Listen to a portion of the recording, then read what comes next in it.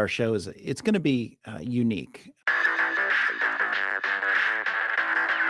You are what you do. You can say any amount of things that you want to say, but what you do is what everybody sees. People are like, oh, I'm just going to JV it. Like, it's just JV it. Like, what the hell is that mean? I cannot tell you how excited I am to hang out with you guys today, so thank you so much. Well, then that end buyer could come back and say, well, I didn't fully understand that it was subject to. That's not a thing. Like, the SEC has thought of all of these things. They've been here since 1932. And you can do what you want with your property. Buyers have time, they have negotiating power, they have options. Oh my gosh, I am blown away by your inexperience, and they've been in business 20 years. And that includes things other people put on your property, right? It's your property. It'll be okay. Suddenly, Cousin Jimmy's in a lawsuit. A novation is replacing one contract or one obligation with another. Out with the old, in with the new. Yes.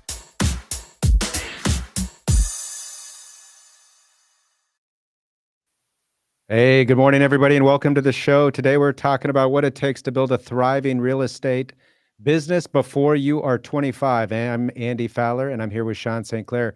If you're new to the show, make sure to like our channels. You can find us on X, Facebook, and YouTube at the handle @INREN Podcast. That's @INREN Podcast.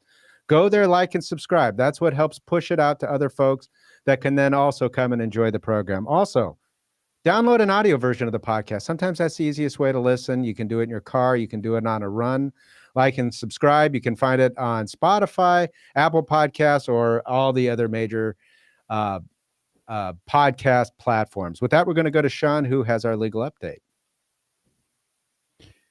Thank you, Andy. So my legal update today is, what is a sheriff's deed and when should it be used? So last week I talked about this concept of a trustee's deed, which is a deed delivered by a trustee following a non-judicial foreclosure of property. So a sale, a trustee sale or a foreclosure sale that's outside of the court system. Well, in addition, in Arizona anyway, in addition to foreclosing outside of the court system through what we call a trustee sale, a sale can happen or property can be foreclosed upon through the court system. So that means that if you have a lien against real estate and there's been a default or you've not been paid, you have the ability to go into court and say, you know, look, Judge, I've not been paid. I have a lien against the property. This lien gives me the right to foreclose, and therefore I want you to enter an order allowing me to foreclose. Or if you have a judgment that you take and you record in the county where the property is located and the property is not otherwise protected by the homestead, and you record that, then you can go and take steps to have the property sold. And that would still be considered foreclosure involving the court system.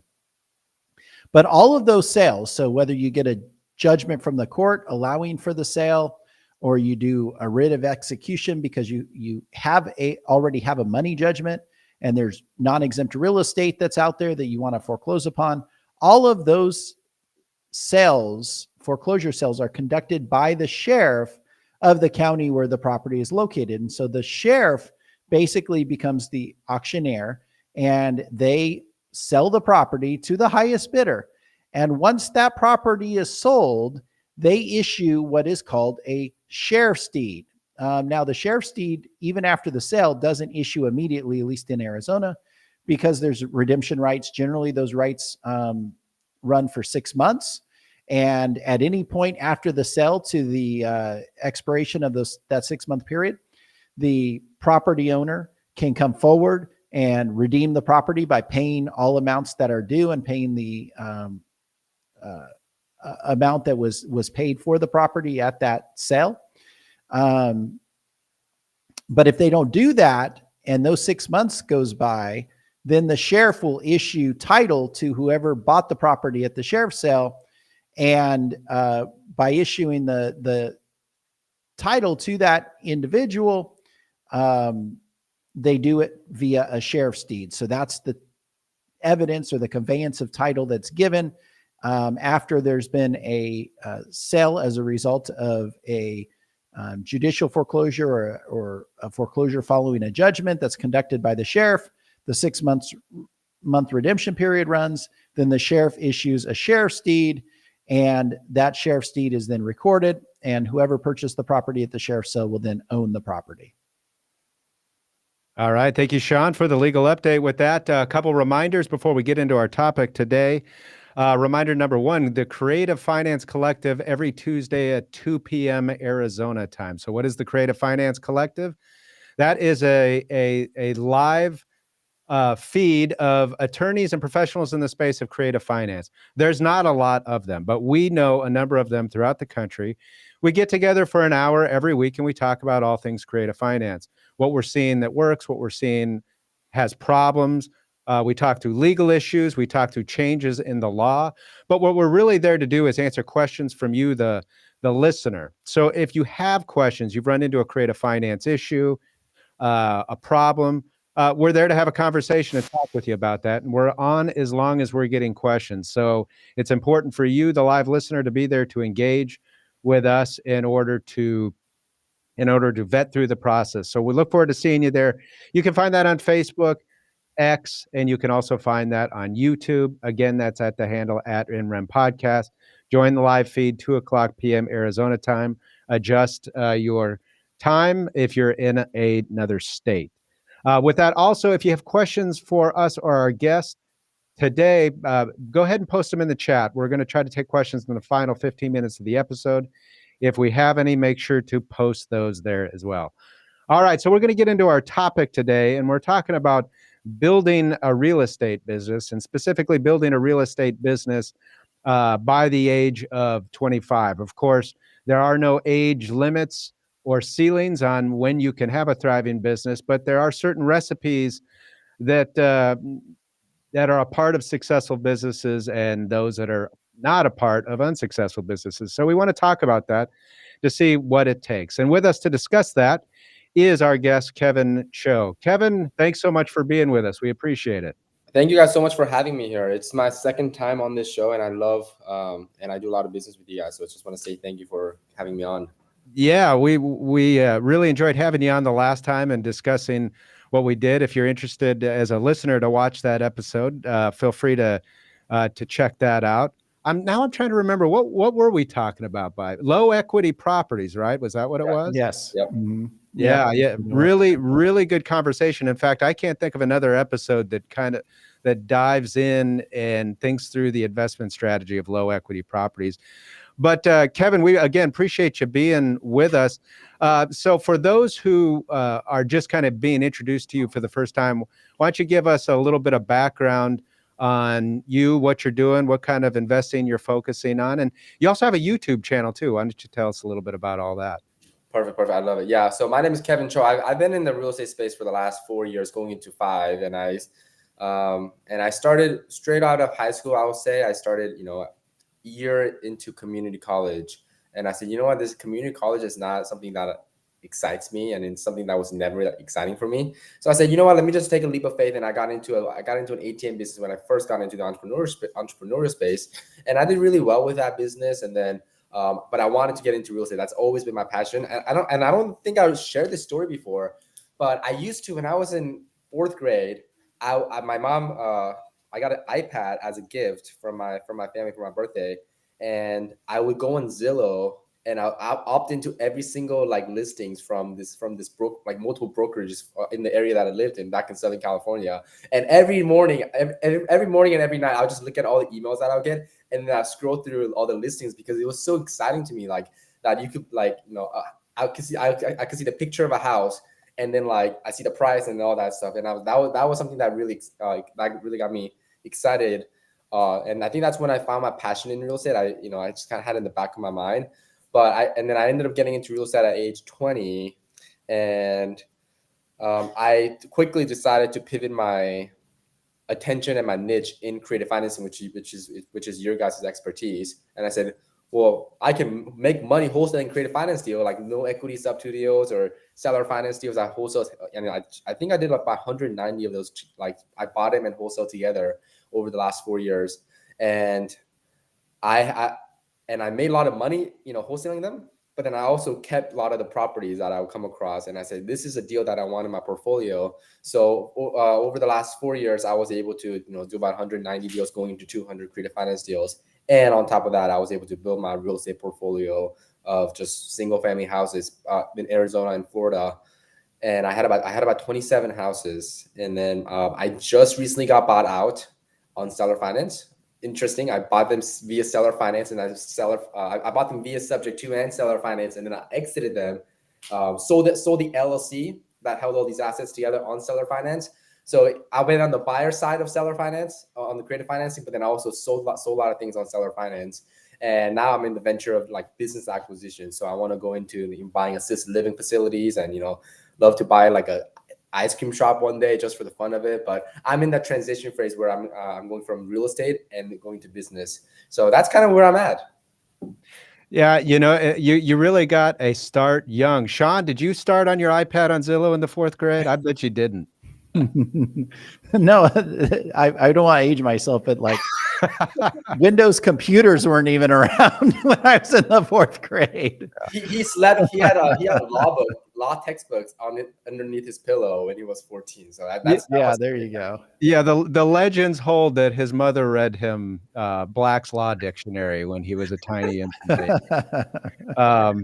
Well, I think that's interesting, and we can get into this some more. But for your generation and coming generations, the ease and the access to information, and you gave a specific example of access to real estate, was able to bring about and spark a passion in you. And was able to start providing a knowledge base. Before we get into that, tell us a little bit about your YouTube channel and how folks can find that. Yeah, so the name of the YouTube channel is The Kevin Choe. It's my Instagram handle, and it's all my social media username handle across the board. And I started my YouTube channel all around creative finance, about a year and a half ago. That's when I really started to have a team around it. And I have a lot of videos about cold calling, how to underwrite deals, me touring houses that I bought, how I underwrite deals, how much each house they're going to make. So it was very geared towards creative finance, and it wasn't really a lot of production. It was just more so me documenting the things that I'm doing, and I'll just upload them on YouTube. And I just had a lot of fun doing it, because a lot of people will be like, oh, I watched your 50 seller calls that you have on your YouTube. I took a lot of notes, and I got my first deal, and that really got me a lot of emotional income from that. And ever since then, I just kind of kept going, and people still find value in it. People have gotten free deals off of the things that I talk about on my YouTube channel, and that's been my little side project on the side. That's been my little side project, but it was just mainly just for the fun of it, and I love seeing people monetizing on it just from the things that I talk about it. Yeah. Now, Kevin, you mentioned some of a change in some of your strategy, or I shouldn't say change, maybe just new investment strategies that you've been focused on. Are you still looking and in the space of investing in low equity properties as you've kind of transitioned, or is that something you've kind of left behind? I would say that chapter of my life, I've come to I put a period on, just because I realized like I've kind of scaled out of the single family game about a year ago, and then I think this is the perfect time. It's not something that I'll personally like buy for my portfolio, but then I can always help you connect buyers if you have a deal. But yeah, I'm more so looking for like commercial deals at this point. All right. So as we get into our topic, we're talking about building a thriving real estate business before the age of 25. Right. And I would think that some of this really needs to start happening pretty early, especially if you want to hit it by 25. Maybe it's the 4th grade, like it was for you. But let's start here with kind of the question of, where do you begin? What's the first step in your mind to becoming a real estate investor? Whatever that might look like, where do you start?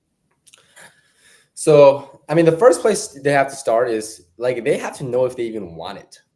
You know what I mean? Like, there's too many people that are and even I myself was included in it to a certain extent.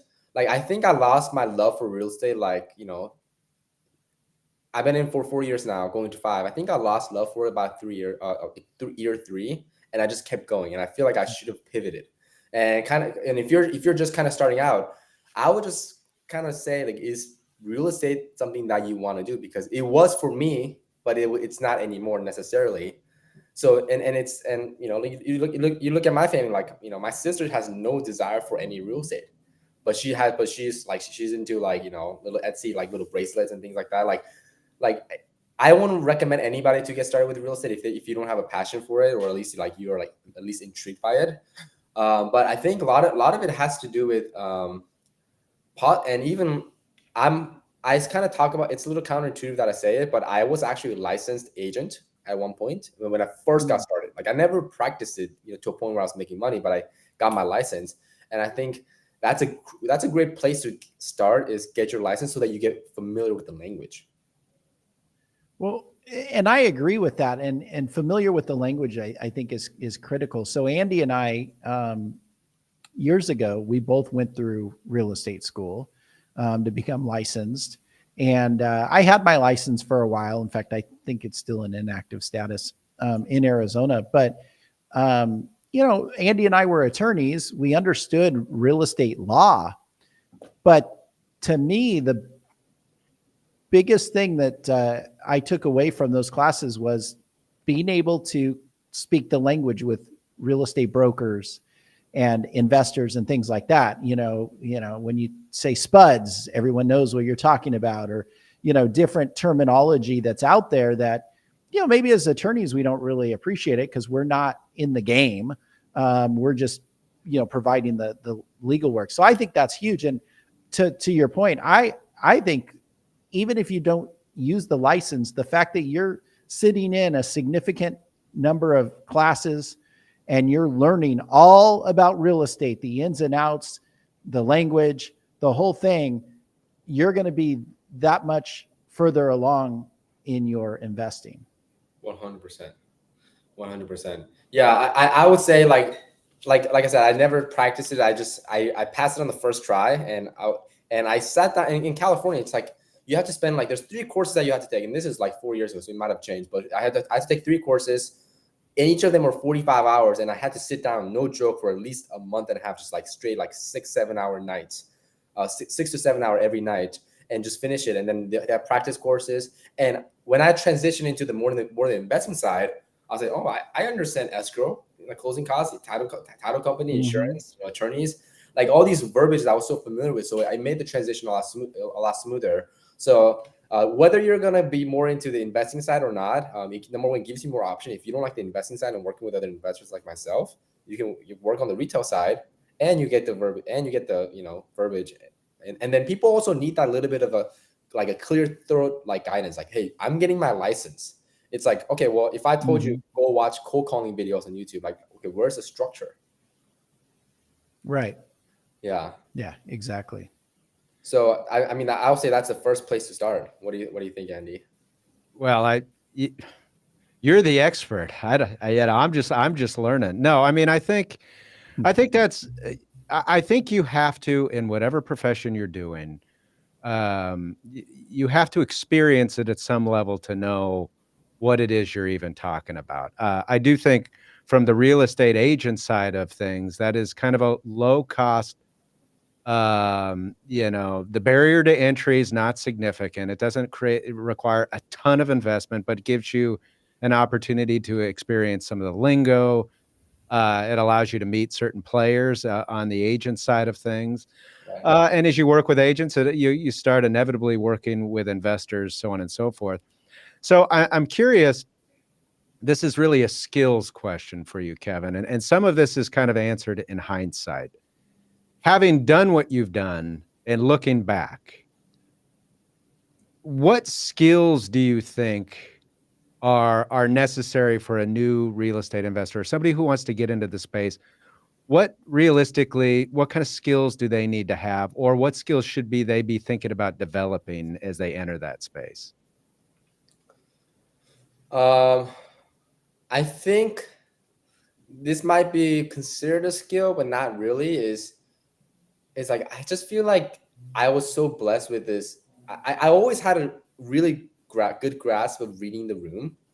Like every time I go into like a real estate meetup, like the first thing I do is like I kind of take a scan the room and kind of feel the environment of the the event. And the reason why I say it is because when you have that kind of like little like that sixth sense about you being able to go into a room and figuring out what the dynamic is, you can like just work around any relationship, right? Like there's so many people that I've worked with like that are just very one-dimensional in their approach to other people, right? So it's like, I mean, Sean, you after the podcast, you and me went to get dinner, and I picked up this girl's the waitress's number, right? Like you can't like this might be the best example, but the way you approach every single person cannot be one way. It has to be like you have to work around the you have to work around the environment that you're in. And I think a lot of people, I get Sean, I'm sure you get these messages.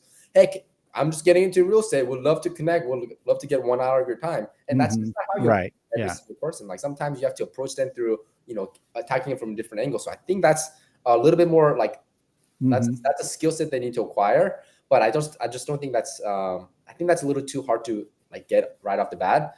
But I think if I were to just put a simple dictionary, like structured answer to it, it would have to be you just have to you have to be able to be to like legitimately work like 4, 5, 6 hours a day, and like actual focus work. Not like I work 8 hours, but then I work 2 hours. In reality, it's like let me just actually work 4, 5, 6 hours. And I honestly think you could be a very successful investor just by working 4 or 5 hours a day, like actual work. Yeah. Well, and part of investing in real estate, and there are investors out there that's kind of their niche, is the whole idea of having a certain sales ability, right? I mean, being able to sell your idea, sell your offer, both to sellers themselves, say, hey, look, I'm a legit buyer. Here's why my offer makes sense. And also then if you're going to wholesale, being able to sell it to buyers. Did you ever take any like sales training? Formal sales training, I have not. I just watch other people like do sales, and that's the way I learn, like through osmosis. But sales is, oh my God, yeah, 100%. Like sales, you have to learn, just because I think sales is just any industry.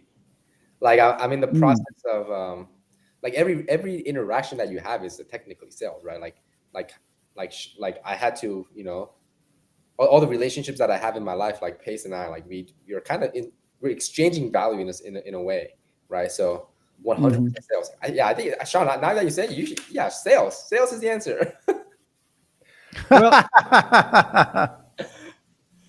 what I think a lot of this boils down to, though, and what connects all these ideas is being willing to engage with people, right? So whether that's with another party on in making a deal, or whether that's working with other real estate investors or mentors to find out how this is done, how the recipe is made, and what this looks like. You have to be willing to engage with people and get out of the theory and see what happens in practice, it seems to me. Yeah. The technical side of things, like the things that you read on textbook, is very different when you're actually in the field. It's like 90-day difference. What about where you live?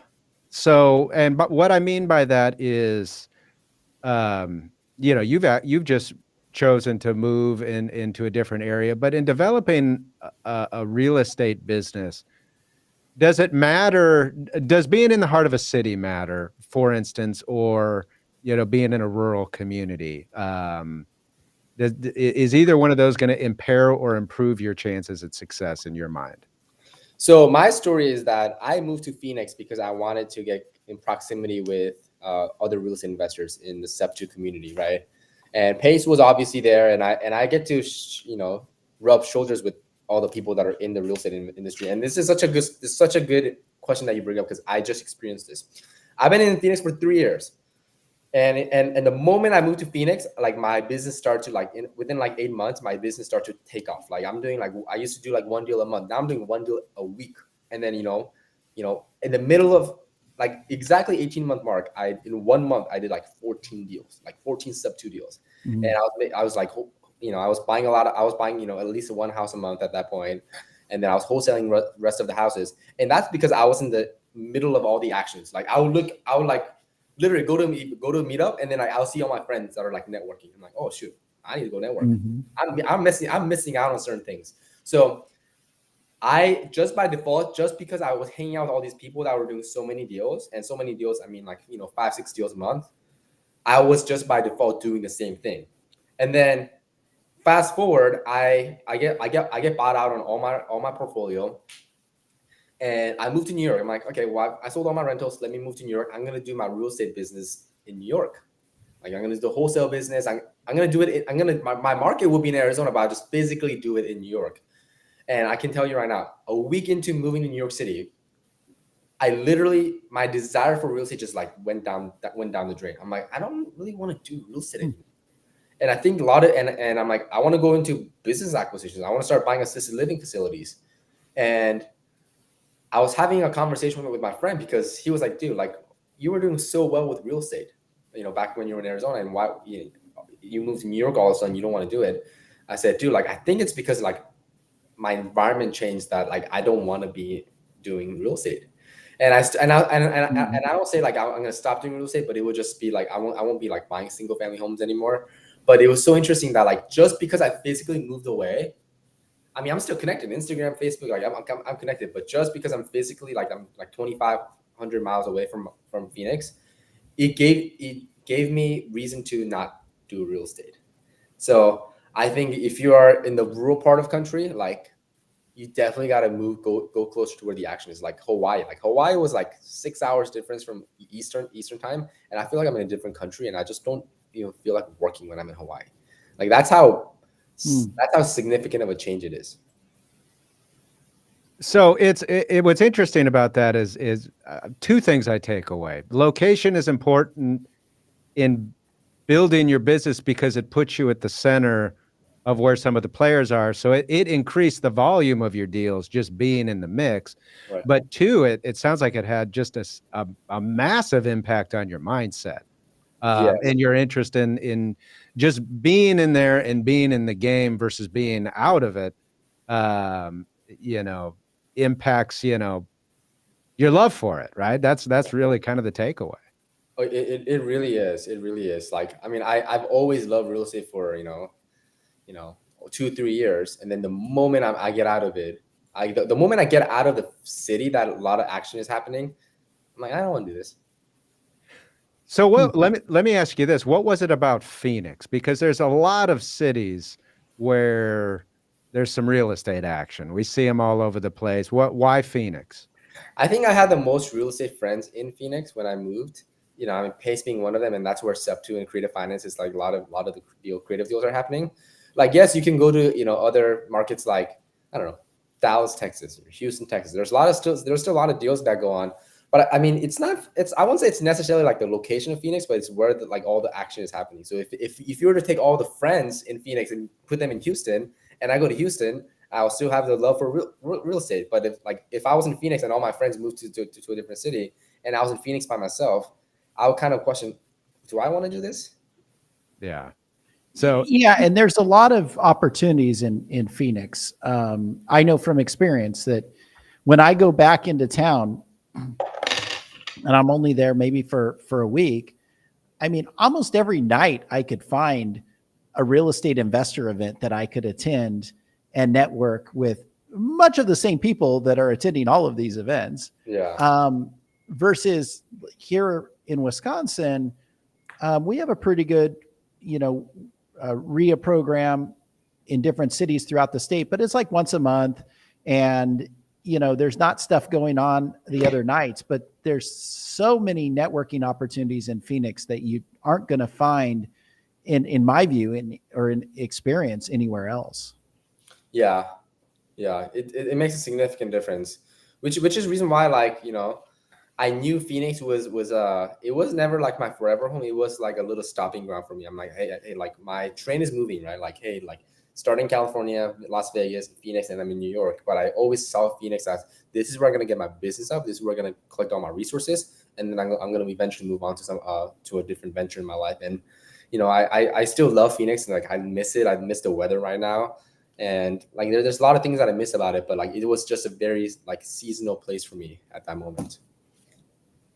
Now, Kevin, if I'm a newbie to the space and I'm watching this, I'm thinking, okay, Kevin, that sounds awesome. All right. But when I hear the term real estate investing, that can mean 1,000 different things, right? I mean, there's a lot of different areas and focuses when somebody says real estate investing.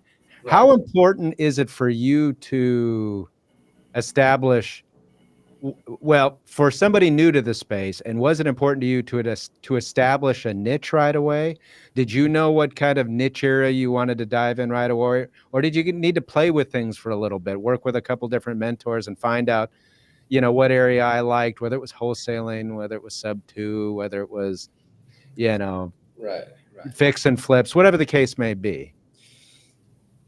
You have to mess around with multiple things for you to know what you like, because like even in the real estate space, I mean, I was known as the guy, this is like, first year in real estate, like I got my first deal off of Facebook Marketplace, and everybody knew me as a Facebook Marketplace guy, and like, oh, Kevin teaches people how to get their first deal off of Facebook Marketplace, whatever.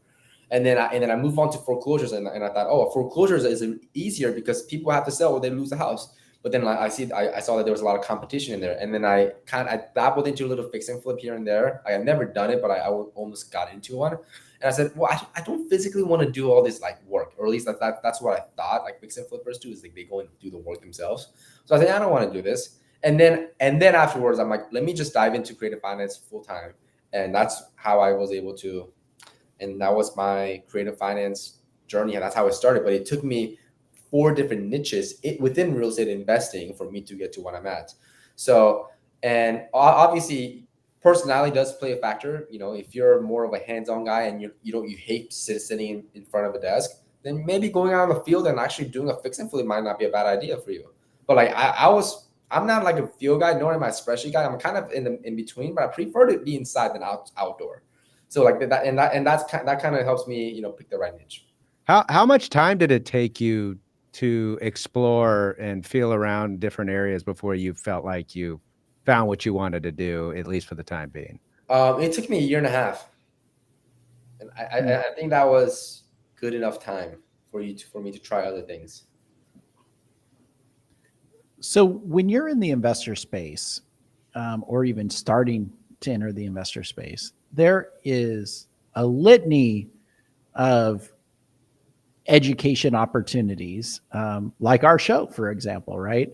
Everybody is going to be vying for your attention, for your likes, for your views as a real estate investor.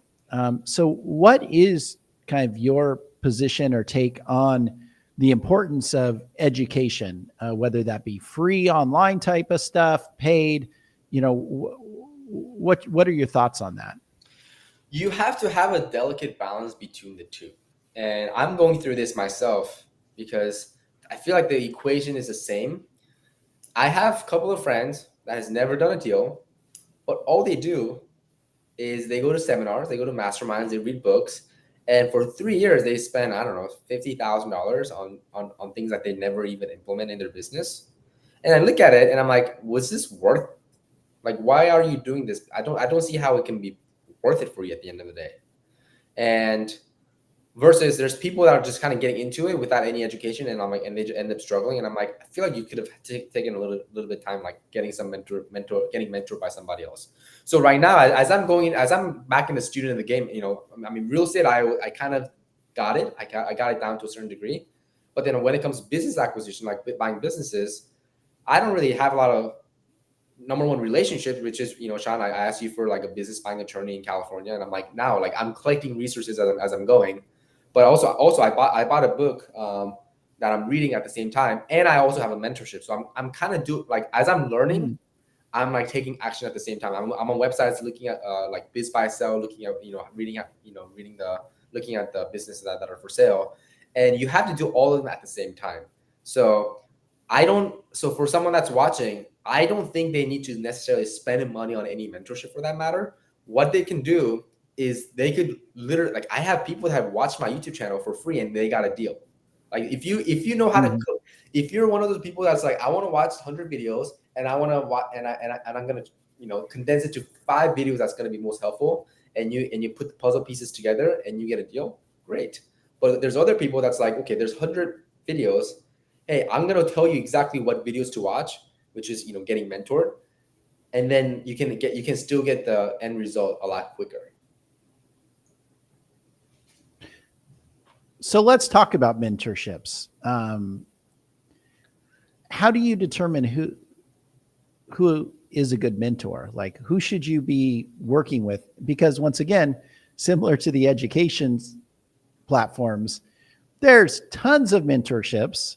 Some are good, some are bad, but they cost generally and they're not cheap. What steps would you take to go about finding, like, hey, this is a good mentorship, jump in? Oh, number one is they have to actively be doing deals, right? Like I have a lot of my friends that are not actively doing deals, but they're but they're like, they have mentorship programs. So even if you can provide, like, no matter, even if they have a big social media following, that doesn't equate to you actually doing deals. Like, I know a handful of my friends that are doing so many deals, but they're not even on Instagram or YouTube for that matter. Like, these people are the people that you need to learn from, not the people that have 100 to 200,000 subscribers on YouTube. So number one is you have to verify that they're actively doing deals, and like possibly if they feel comfortable, like sharing like the settlement statements is something that I would require, right? It's like, hey, like you say you've done all these deals, do you have settlement statements to show for it? You can't have like if you don't do a deal, you don't have settlement statements, period. Right. And then also at the same time, I will more for join for the community aspect of things than the mentor themselves, because what happens is when you're joining for a mentor and that mentor only has 24 hours in the time frame, you're not going to get access to that mentor as much as you need. But versus when you have like a sub two for example, 14,000 members. Like, if you don't get access to Pace, like, you have 14,000 people that you have possibly access to, and they can answer your questions because the knowledge has been passed down from Pace to other leaders down the road. So a big enough community, and also and verify that they're doing deals will be definitely one of them.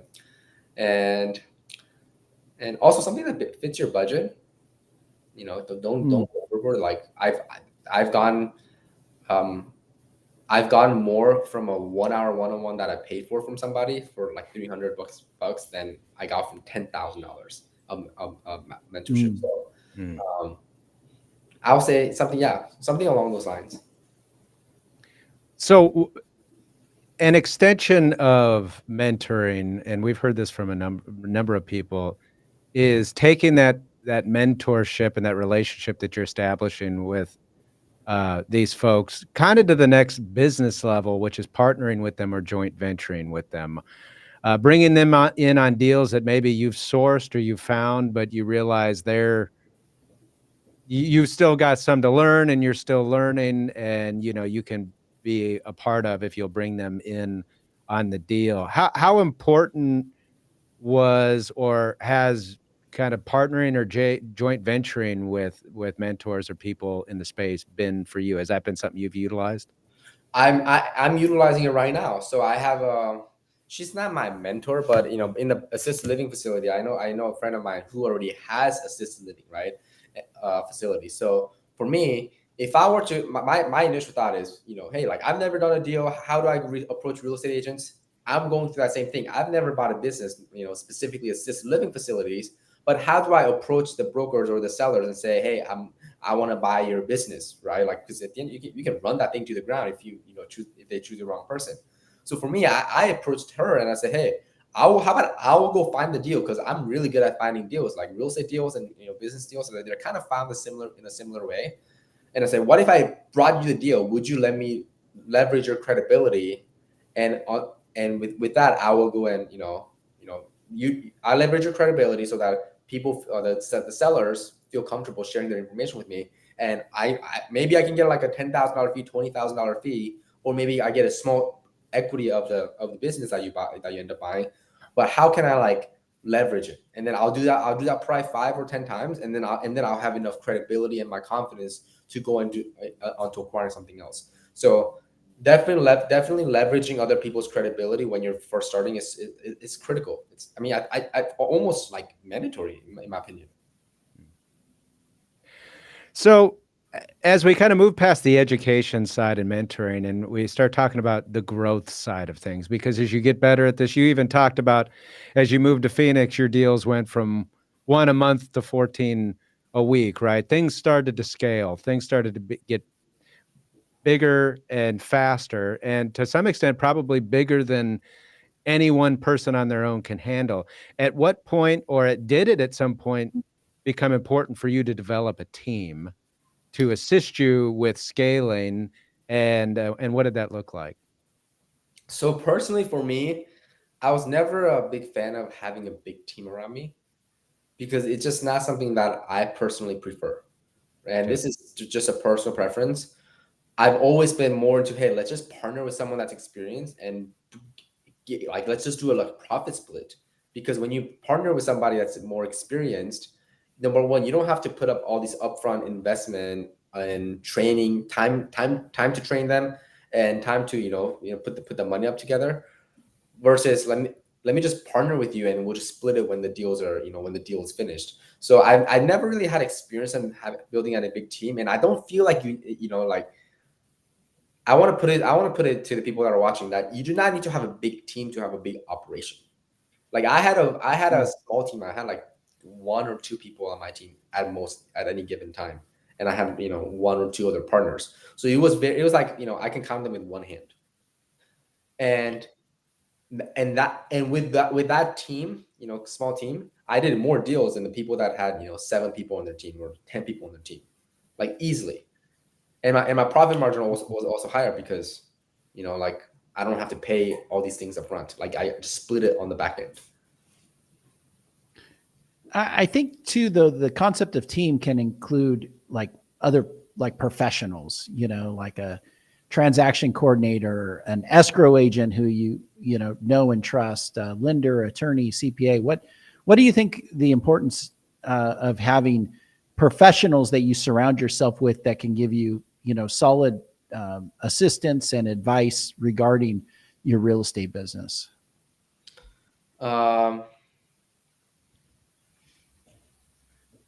So are you asking like you can just have a vendors that are more so on your team? Well, I've attended a training that you hosted. I had the chance to speak at it as well, and so one of the things that you talked about there and was the importance of having, say, your transaction coordinator Right. and the work that they did for you.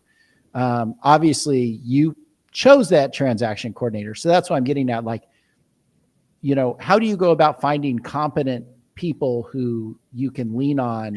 Right. To assist you with your specific transactions or just your business in total.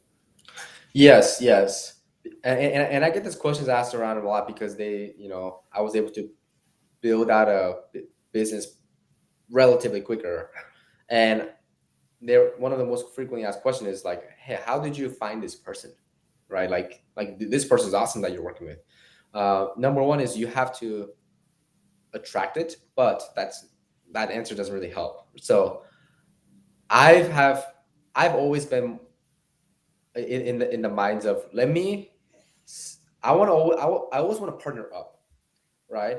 So what you want to partner with someone that's equal or above you, and I've always kind of had that in the back of my mind when I'm looking to partner with people, and I would also have expectations from that partner. So for example, like I have a partner named Cece, or I mean she bought me out, but before we partnered, she was already doing a lot of management as a midterm rentals. But then I was also, doing a lot of wholesale deals, and I said, you know what, I want to start holding on to these rentals.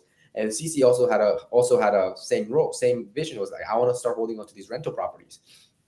So what I did was, hey, let's do like a little light partnership. We won't go into full LLC partnership yet, but let's just buy 1 or 2 houses together. Like I own 50% and you own 50%, and it would be, and we would just do like one deal at a time and have expectation like checkpoint.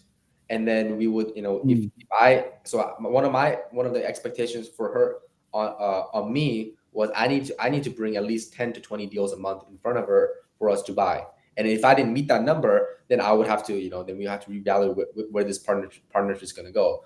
So to answer your question, is you have to, number one, have to attract it, but also at the same time have to keep yourself accountable as to, like, if I'm bringing this, like, are they bringing the other to the table, and have to go like one step at a time, because some people just go full on partnership and they're like, well, this person didn't bring anything to the table, and I feel like I'm bringing everything, and now you have to reverse all the paperwork.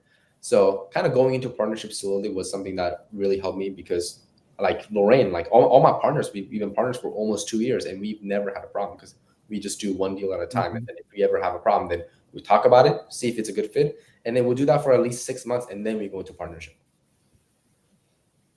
So Kevin, in looking back at your time in real estate, or specifically your time in real estate here in Phoenix, if you had to pinpoint a secret to the sauce, or pinpoint one thing that you thought in hindsight really was what helped make you successful, what would that be? One, I can't say 100, but a lot of it has to do with the people that you hang out. Most people don't know this, but I moved from California before I moved to Phoenix, I lived in California for a little bit, for 10 years. And I had let go of every single one of my friends. And when I say let go, I blocked them on Instagram, I blocked them on Facebook, I blocked them on Snapchat, TikTok, I changed my number. And when I made the Instagram account, when I made a brand new account, I'll go back and find all my friends and block them so they can't even find me. And still to this day, I was very extreme, and people call me crazy for this, but I did not want any of the old past to determine who I'm going to be. So I've always, every single time I moved, and I moved around because I grew up in a somewhat of a broken family. I would always I will always delete Instagram and then make a new one, and then once I made a new one, I'll go back and block everybody that was following me, because I always wanted to start on a blank canvas. So when I moved to Phoenix, I had nobody else that had any, oh, Kevin is this kind of person. I did not have any of that. I literally moved to Phoenix and I said, this is the identity that I'm going to create. I'm going to be a real estate investor that focuses on X, Y, and Z, and I'm going to be making X amount of money. And that's all I focus on. And everybody that I hang out with kind of knew me as that kind of person. And there was nothing that was dragging me behind. There was nothing that was dragging me behind. So environment really does change who you are and what you're capable of. So I would definitely say, if you're watching this and you're 18, 19, or even 20, and you're just getting out of college, you need to have friends in your life that are friends and family in your life that's either support you. And if there's anybody in your life that's holding you back, I would do a cold turkey, like get them out of your, like block them so they can't find you, and like change your number or something like that. That's what I did. And I feel like I was able to create that identity so quick. And, look at, 4 years, I did 190 creative finance deals. Wow.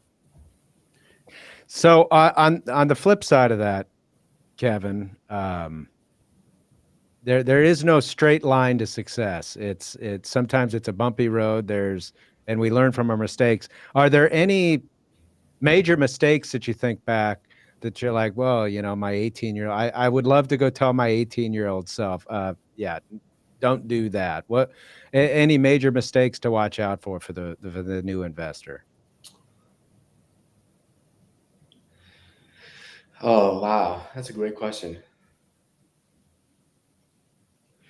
I don't know if this is a mistake, but this is more of a regret. And I feel like I have all the rights to say this, but I don't think I had enough fun. And I regret it. And I know, like my mom was always telling me, go have fun. You don't need to worry about money. You're a freshman in college. Like, that's not your job. And yes, technically it wasn't my job, but then I just felt like I was obligated to do that. And I sacrificed because I didn't go to college. I went to college for maybe 2 weeks, right? Like, and then I dropped, and then I ended up dropping out, and then I went full on business for the last, 5 years. And I kind of wish I listened to my parents on that when they said, you should go to college. You should go, have more fun with your friends. Don't just be stuck in the house, like trying to like study real estate to get your license. Like, go get like boba or something. Go get nice food with your friends. I know it's silly, but I think I took it to a little bit too extreme. Like I didn't have any social life. Like I didn't go to college. I didn't date. Like I dated somebody in high school at the end for a very little bit, and then 4 years I didn't date anybody. I'm like, I wish I did. I wish I did a little bit of that. But also, I'm like, I'm glad I didn't do that because I'm here where I'm at. But there has to be a little bit of a delicate balance. I think it all comes down to like your work life balance, right? Like I was too extreme.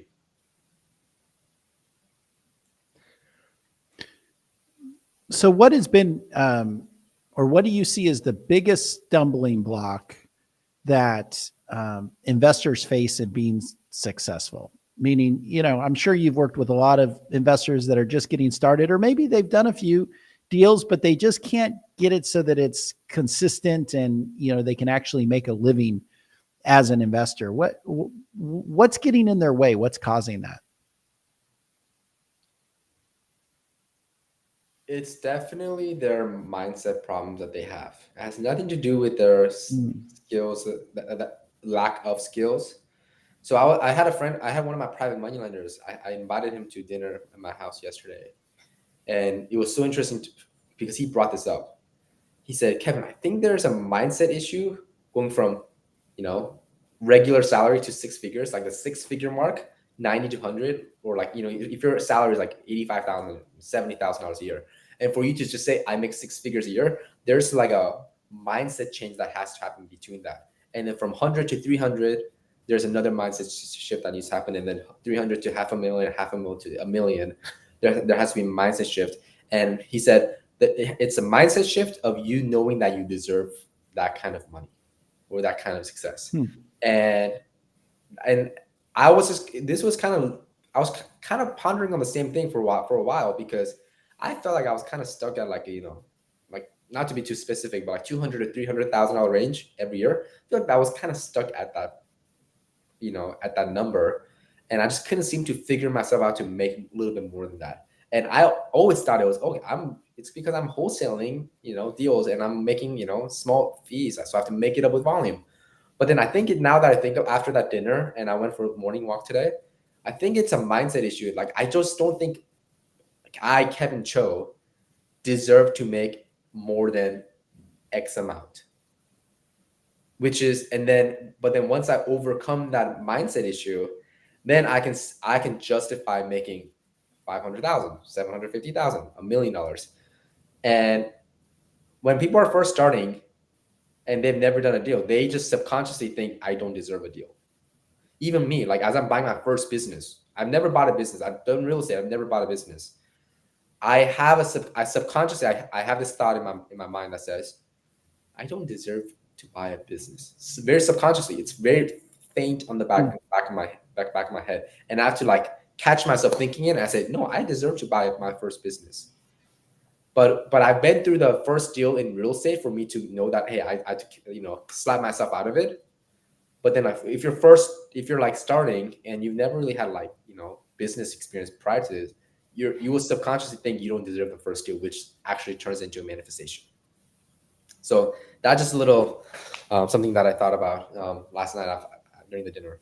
No, I think that's profound. I think mindset has a lot to do with that, and you hear that same thing talked about really in all professions. But the sense that with a little bit of success comes with, what did I really do to earn this? Yeah. What did I do different than anybody else? In fact, I know myself better than everybody else, and I'm kind of a chump, right? That's what you think. You're like, why me or this or that?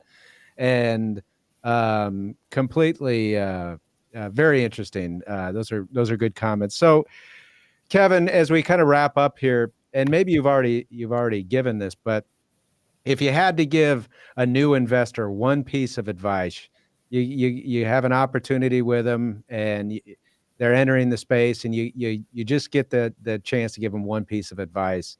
What is it? Ooh.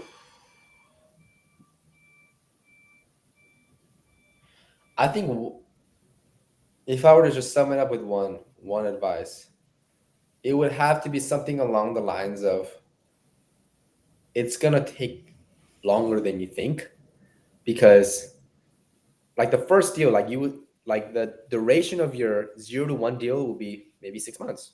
1 to 3 deals will be 4 months, and then the time frame between each deal gets shorter and shorter and shorter. But then the initial investment is from 0 to 1 is the hardest phase that anybody's going to go through. Even like for me, like I said, my first business, the first business will always be the hardest. First real estate deal will always be the hardest, and it gets progressively easier. But then people just don't have that endurance to finish. Like they go like half a deal, like almost like they're 50% of the way there, and they just quit. And I've just seen that so many times, and it hurts me to just see it, because like I know the potential that you have. Like I know what's on the other side of the mountain, and even if it's the first 6 deals that you don't see results, like some of the things that the relationships that you make along the way, like from your 0 to 1 deal, that relationship that you make, you might do a deal with them on the 70th deal that you do, right? So it's all about compounding effect. And I think a lot of people just want to see like they watch videos like my video, and they think, oh, I can do what Kevin's doing. In Kevin does deal one every week easily. Oh, well, that's not where everybody starts. Well, that's what I was going to ask, Kevin.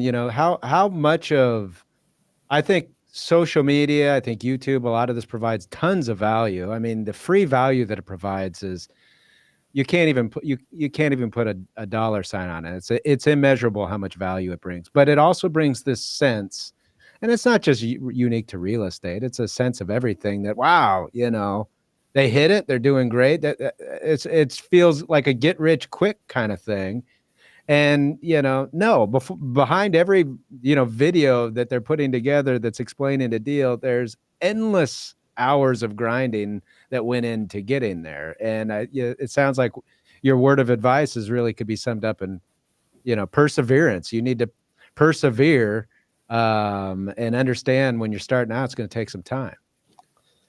For sure going to take more time than you would first anticipate. And it's definitely like a catchy phrase when somebody says, oh, make 10 grand a month in 30 days. Like, that's not possible. I don't even think of real, like the fastest deal I've ever closed was 3 weeks. So you're telling me you're going to go find a deal in the next 7 days, get under contract, find a buyer, and you're going to close in 30 days. Like, that's not possible. I just don't think that. Or at least like that, or at least the ones that I've seen.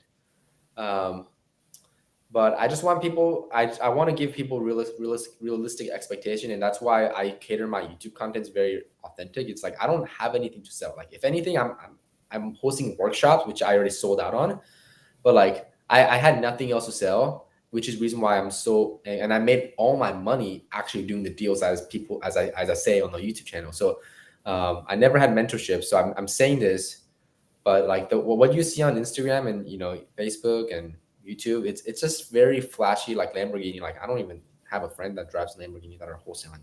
That's not true. Like, so I want to give people a realistic expectation that this business will be hard. It is. I honestly, like, I have a lot of friends that bought other businesses and that built other businesses, and they're like, dude, I can't build a wholesale business. I don't know how to do it. Well, Kevin, we really appreciate you taking the time with us. It's been awesome. Really good information. Why don't you tell our listeners how they can find and connect with you?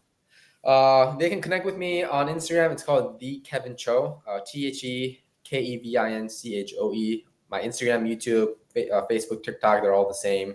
And I'm transitioning from real estate to business acquisition. So, looking to buy some assisted living facilities down in California. And that's what I'm trying to do. So, yeah. Well, really good information. Why don't we then, as you dive down into your new investment strategy, we'd love to hear about it in the future. Yes, 100%. So, all right. Good luck to you, Kevin. Thanks so much for being with us. We'll see you next time. Thank you. All right. Well, everybody, thanks for joining us. That is our show. To make sure to join us at 2 p.m. for the collective, and we'll see you next week. Have a good day, everyone.